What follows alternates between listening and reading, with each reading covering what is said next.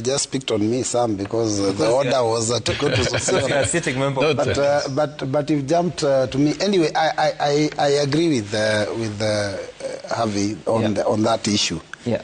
That first and foremost, it's really not priority. And the process is, you've just said that the whatever legislation was deemed to be unconstitutional. You just said that. So basically, unless then it is brought back and taken as a priority. But you are right that really it cannot be serious priority for the members themselves to be coming up with a legislation that is kicking them out of office.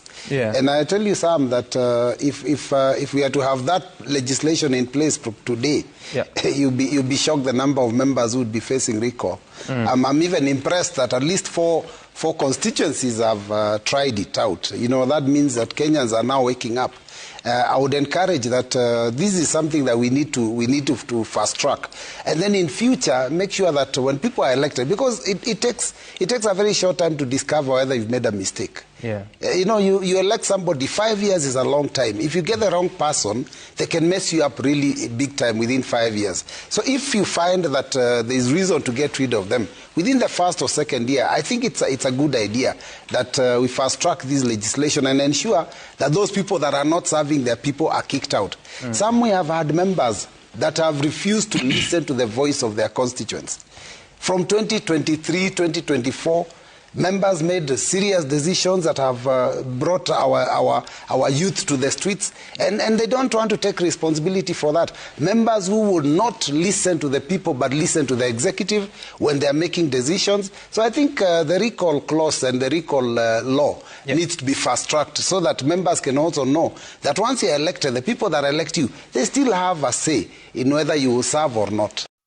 Kadhiani, Member of Parliament Robert Mbui, has expressed concerns about the current state of voter registration and the impartiality of the electoral and parliamentary process in the country. Speaking during a televised interview on TV47 Morning Cave, Mbui questioned the political will of MPs to support voter registration initiative that should ultimately lead to greater accountability and potential recall for underperforming legislators. Mbui suggested that many MPs may be hesitant to back aggressive voter registration drive, especially if such effort would empower the public to initiate recall processes. He noted that if a national audit of elected leaders were to be conducted today, a significant number might face the risk of losing their seat due to public dissatisfaction with their performance. He further pointed out the Independent Electoral and Boundary Commission (IEBC) should take a more proactive approach in preparing for future elections, including allocating adequate funding for both voter registration and any necessary by-election. According to him, these steps are essential for ensuring inclusive and transparent electoral participation, especially the country's move towards the 2027 general election. Mbui also addressed concerns about parliamentary neutrality, urging Speaker Moses Wetangula to remain impartial in his role while presiding over debates and legislative processes.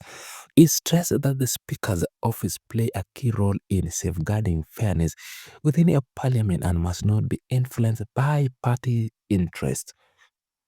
In addition, Mbui has raised alarm over statements made by some Kenya Kwanza leaders, which he claimed have cast doubts on the integrity of the upcoming election. He warned that any public declaration of intent to rig election undermines a public confidence in the democratic process and threatens the national. And in fact, let me say, the issue of the by-elections was actually one of the very first things that was discussed when it came to the issue of their budget under the Committee of Justice and Legal Affairs. So I'll be surprised if somebody was to tell me there was no money allocated, because that really was we knew that IEBC was going to be put in place, and we knew that they had a mandate. And in fact, if anything, it's been the the list has been growing ever since since the last election, because they haven't been able to carry out any of these by-elections. Remember, the member for Banisa passed on soon after the last election, and since then these people have been without any representation. Right. Sometime last year, at least a year ago, some of the members of parliament who are now, became experts and were actually recruited by the executive, right, to go and carry out other responsibilities. Again, those are opportunities that came up, and their people are unrepresented. So I don't think it's a budgetary matter, Sam. I think there is enough money for them to be able to carry out these by-elections, if they are ready to do so. But Sam, I listened to the issue that was raised by the Speaker of the National Assembly on politicians allowing the IBC to do their work, and I agree with him. The only thing is, I would also like to advise him to also stop politicking, because he is actually supposed to be a neutral arbiter when he sits in the floor of the House. Yes. And therefore, anytime he makes comments that are geared towards showing that he supports one side of the political divide, we know that is how you get into office. But there are certain offices, once you assume that office, then your neutrality must be seen at all times. So you cannot be in functions and you're saying 2 terms, because then you're already telling us that you're already biased. Right. I know that he got the support of the president to become the speaker. That is a fact that everyone knows. But the minute you become speaker, you must carry out the responsibilities of that office in a fair manner, so that even those that are not saying that it is 2 terms, those of us who are saying it is 1 term, we also must feel that the speaker is not part of this this game. So the speaker also has to be careful what he does. Is there something you can do in the House? I don't know whether there's anything we can do in the House. Unless it's the numbers. The problem is the numbers. The problem is the numbers. We can initiate. Sam, let me tell you, there are 2 people that I would be very happy to initiate an impeachment. Yes, one of them is the speaker, the second one is the president. But I don't have the numbers, and I know I don't have the numbers. So I'll keep seeing whether I can convince some people to help me to be able to put sanity in those offices. Because as long as the speaker's office is not neutral, Parliament will never operate as it is expected. As long as the office of the president has so much, in my opinion, I think there's too many mistakes that are taking place in this country. Okay. Again, I think it is important that we sanitize this country so that we can have peace and we can move on.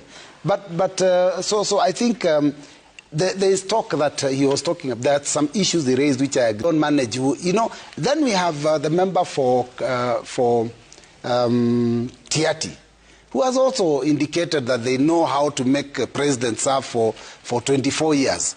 Now, these kind of comments undermine the operations of IEBC. That is why IEBC team have come into office. Yep. The commissioners have just come into office, but they're already under pressure because there's sections of the country that believe there is an attempt to even rig the next election. And some of the comments, what they're meant to do, and I'll tell you, because we know that they cannot rig the election based on the existing laws. Because the electoral unit is actually the polling station. Right. And we manage our polling stations, we have our people in the polling stations. Unfortunately, these comments have got the ability to convince some of the voters that since this election is already going to be, to be rigged in favor of certain individuals, since they don't want to lose their votes, they might cast their votes in favor of the person they're perceiving to be the one that will win. I've had that communication in my own constituency. People telling me, but what will you do? And they're going to steal. So you can see some kind of, despair. People thinking either we don't vote because our votes will not matter, or let us vote for a person because they will steal the vote anyway. So I think the comments that are being made by these members, these are the first members that should even be recalled by their own voters.